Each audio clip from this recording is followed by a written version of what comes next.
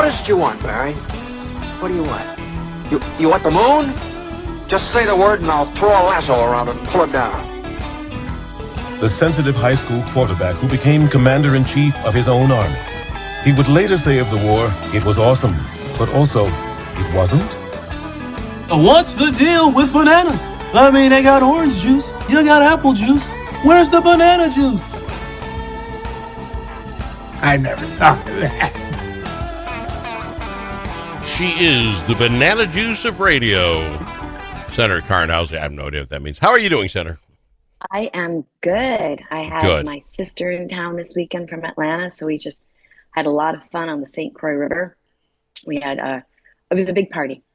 Oh, fantastic. It was fun. Let me ask you this, because we talked about Zimmerman earlier, Jack, because he was out doing some putting the boat in the water thing. He says everybody's lost etiquette on that whole thing. People don't care anymore. Did you find that? He said you back your boat in, then all of a sudden you decide you're going to fill the stuff out of the car into the boat, and while everybody's sitting there waiting for you. He said it was just a cluster, and he was very upset about it. Do you find that on the river, that people have forgotten their manners? No. Everybody is pretty good with their boating etiquette. I did have to reprimand my daughters and let them know they weren't the host of the party, so they could not go invite their friends. I'm like, this is not your house. You cannot invite your friends to come over. There you go. Yeah, that was the only etiquette. That was the only etiquette slap on the wrist I had to do this weekend. No, it was, but the weather was hit or miss. You should have seen the St. Croix. It was raining all morning, and then right about 2:00, there was like a peak of sun, and all these boats came out. It was like filled in like 20 minutes. That is we funny. didn't know when it was going to rain again. Boat people are going to hate me for this. Minnesota will hate me for this. I get it. You enjoy time on a boat? You enjoy just floating around or zipping around? Or are you a fisher person? Do you ski? Do you do anything other than just sitting on a boat? Yeah, Phil's a big fisher person. Your buddy Phil's a big fisher person. My best friend. Yep, your best friend. And then when we have the grandkids, we do the tubing and the water skiing and all that. Yeah, we used to all the time. But I'm kind of like, I've got this Paddle North little, it's like a floaty thing. Okay. And then I just sit on it and read my book. See, I have a lot of friends with cabins and houses on the lake and the pontoon thing, and I don't get it. I don't. I love to fish. My best friend Phil and I could go fishing anytime, and with an object, you're trying to do something. I get if you're going to pull the kids on the old inner tube, and I get it. But the idea of wandering around a lake on a pontoon or floating in the boat, let's just go for a boat ride, don't get it. I don't understand. No, okay, let's say you do it the first time. First time out, you knew lake, you'd run around it. You know, we can go back out this afternoon. What am I going to see different this afternoon? Because the second I get on, I then have to use the restroom, and that's all I can think about from the moment I'm on. I don't find it entertaining. I don't get it. Well, then you must not like to talk to people, except when you're like one-on-one in Zoom podcasts. That radio shows you like that. I don't like screaming at people across the boat as we're at. What? You did? Yeah, I got no time for it. No, you're probably right. I don't. I have no time for it. None. Well, I think people have that fear when you're stuck. When you're out there on the boat, then you're like stuck. Yeah, that's tough. But you just don't go far from your cabin, so you can just buzz people back if they need to go back.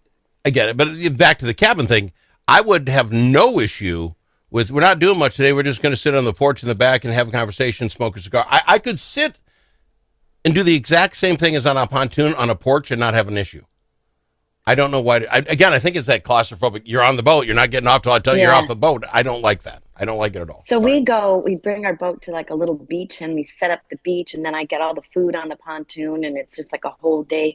Kids play in the sand, and then we have little Beersby game where you throw the frisbee and you try to knock the beer can off the thing, and you play all these kinds of games, and you can play cribbage on the boat. You just kind of.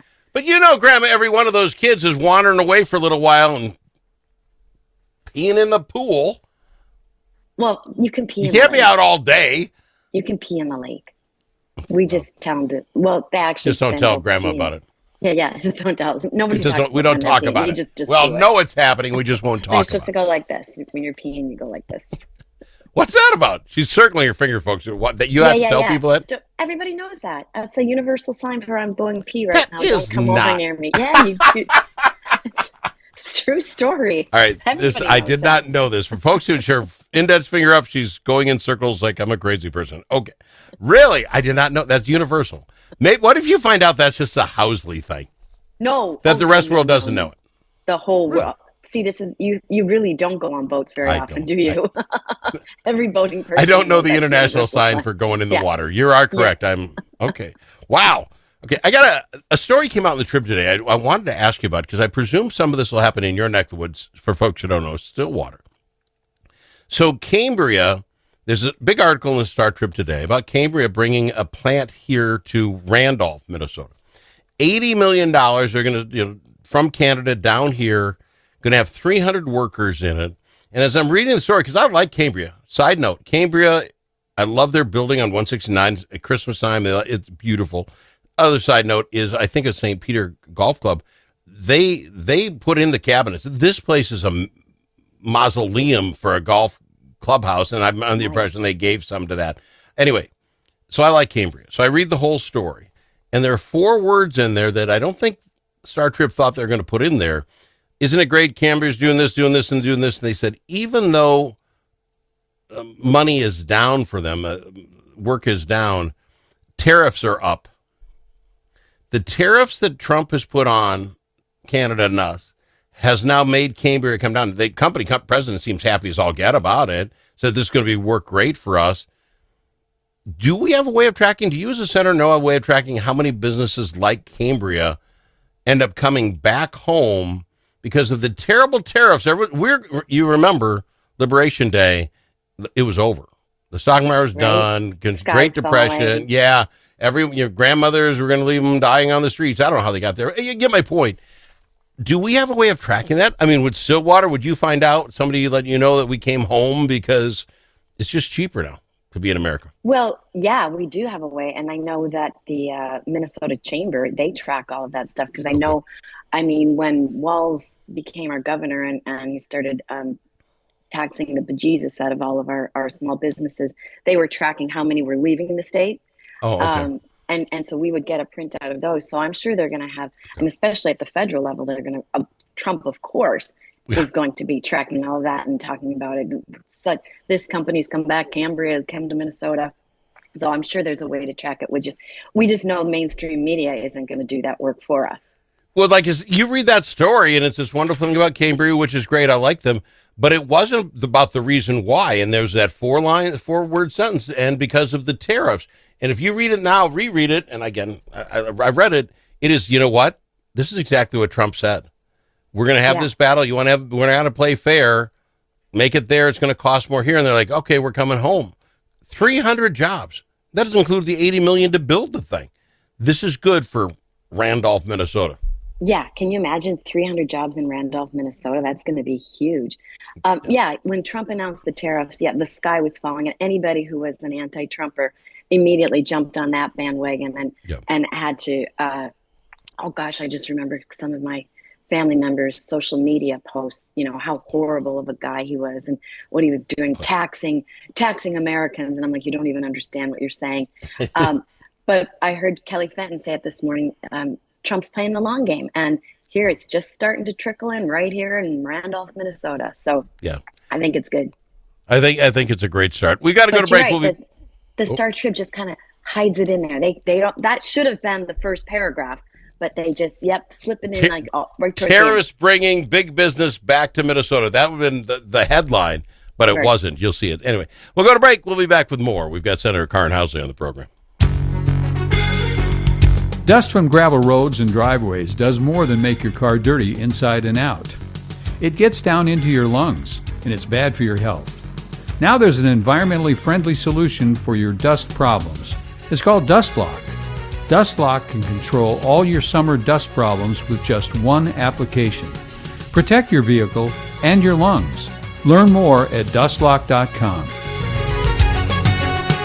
This year, the magic is calling you like never before. Craft your own magic at the Wicked Wand Workshop and race for glory at the Ninja Warrior Challenge. Feast on hearty turkey legs and cheer on live combat jousts. There's something for everyone in our magical village. Bring your family, bring your friends, and create memories that will last through the ages. The Minnesota Renaissance Festival, weekends August 16th through September 28th. Don't miss the adventure. Get your tickets at renaissancefest.com. If you could save a life, would it be worth 60 minutes of your time? SAVE, Suicide Awareness Voices of Education, wants you to know that you can save a life. The One Step Ahead online suicide prevention training teaches you the 4 easy steps to talking to a friend, coworker, or family member about suicide and how you can give them the help they need. Best of all, the training is free. To sign up and take the training, go to save.org/one-step-ahead. That's save.org/one-step-ahead.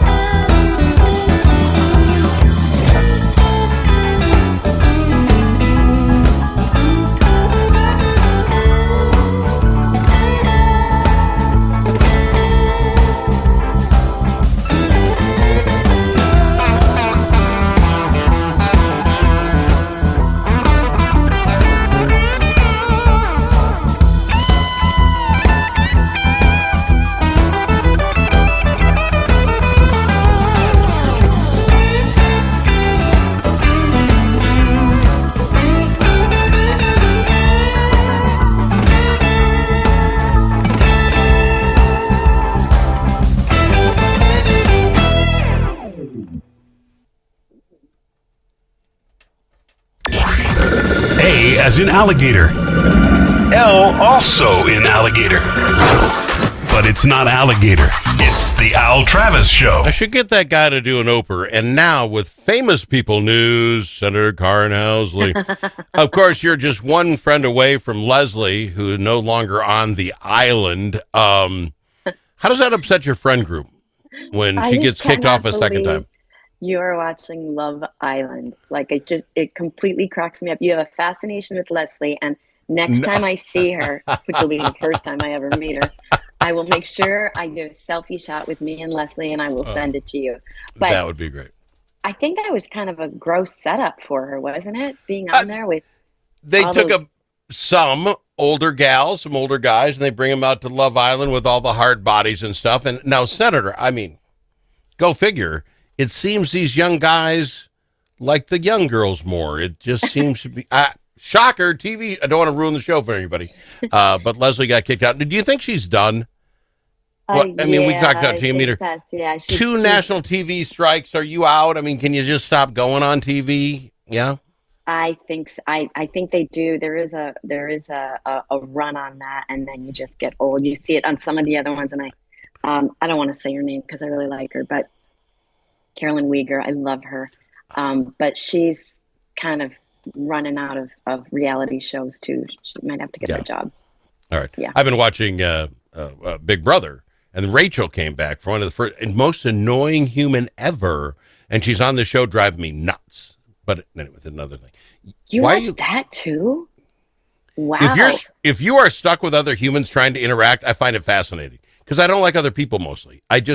When I watch people try to interact, I find it fascinating. Big Brother's it's no Survivor. Survivor is my favorite, then Big Brother. How about that traveling one, The Amazing Race? Do you like that?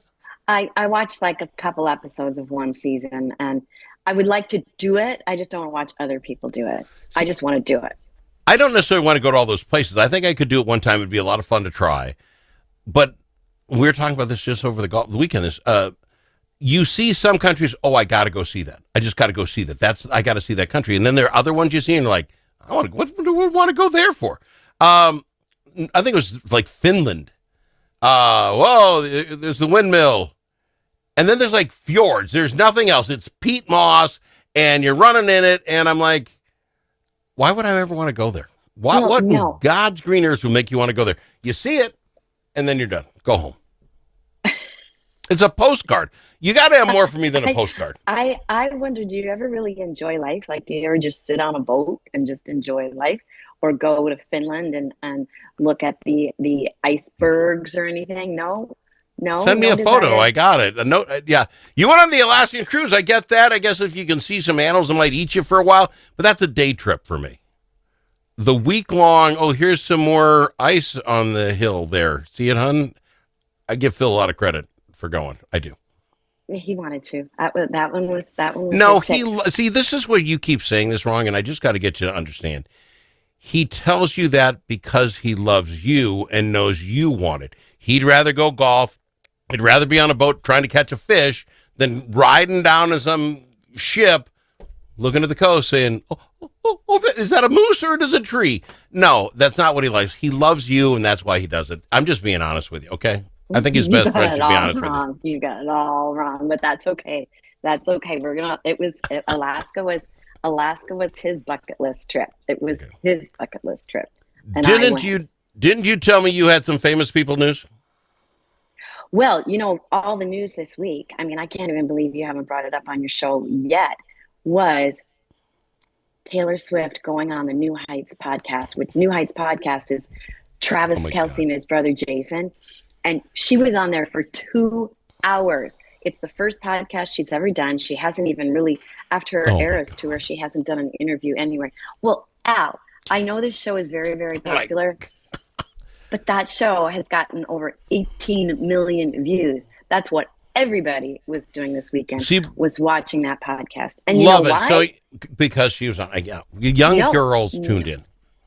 And this audience, now they've introduced young girls, women, to football. So now you're getting more women going to football games. So, the NFL loves this, but there's a rumor that she might be the halftime show at the Super Bowl. And what Taylor Swift likes to do is she gives hints to her fans called Easter eggs. She drops a couple of them. Well, she dropped one, and she said to Jason Kelce, you've just been screaming about me for 47 seconds. Well, 47. You know where her 47th stop was on her Eras tour? Levi's Stadium in California, which is where the Super Bowl is. And then oh my God. Then she talks about how she has an obsession with sourdough bread. She's been making sourdough bread. Do you know who the San Francisco's 49er mascot is? No. Sourdough Sam. Okay. So I'm telling you, there were some Easter eggs in there. 18 million views. I absolutely love you, but this is just so off the chain. Did you want to go back to talk Love Island and Leslie? Well, no, but like the Kelce brothers, this is going to be great for their podcast. It's going to get a bunch of young chicks to tune in. Oh, did you see she showed her album? Then they're all going to go out, and maybe a half a dozen will have it on their phone and hit it again. And there they are talking football with the bros. They're never tuning in again. They're not getting excited about the Kelces. The other thing is those two guys just talking football bores the living heck out of me. I don't listen to it either. I listened to one. I listened when Jason Kelce's wife Kylie was on. She's really good too, but that's the only time I ever listened to it. But Taylor and Travis are really in love. I know I was a naysayer in the beginning and thought it was going to be over before the first Super Bowl, but they're in love. Who's in charge in that relationship, do you believe? You know what? I think it's shared. I think I got a little bit of a vibe that it's equal. Even As much as I thought the same thing. You thought the same thing? I did think the same thing. I think she thought she was throwing them a bone to come on her show and get them 80 million viewers or whatever. But they handled it, I thought, very well. It's like, yeah, go ahead, show your album. They didn't jump all over. Oh, the album. No one cares. Taylor Swift. Anyone under 25 doesn't give a crap about your new album. Sorry. Well, I'm telling you, my girl group chat is women over 40, and it was all the topic. The sourdough bread and this is going to be so mean. Let's be honest. Women over 40, you're being very generous here. We could probably push another decade up for the friends on your chat list. No. There's actually a couple 35, 38 in there too. But all right. On average. All right. No, I think I'm the oldest. Oh no, Carrie Rude, she's older. She doesn't want to talk Taylor Swift at all. Senator Carrie Rude wants nothing to do with it. What is she doing these days? I love her. She's a real estate agent up north somewhere, wasn't she? Yeah, she's doing a lot of canoeing and kayaking. Oh, and good God! She's really? making sauerkraut this weekend. When we were talking Taylor Swift, she was making sauerkraut. A lot of it. See, you're canoeing for a reason. Is there a gator after? I just don't even understand you people. I got to fly. I'm out of time. Senator Karin Housley, love having you on. We'll get you back here next week. Yeah, I'll be back. See ya.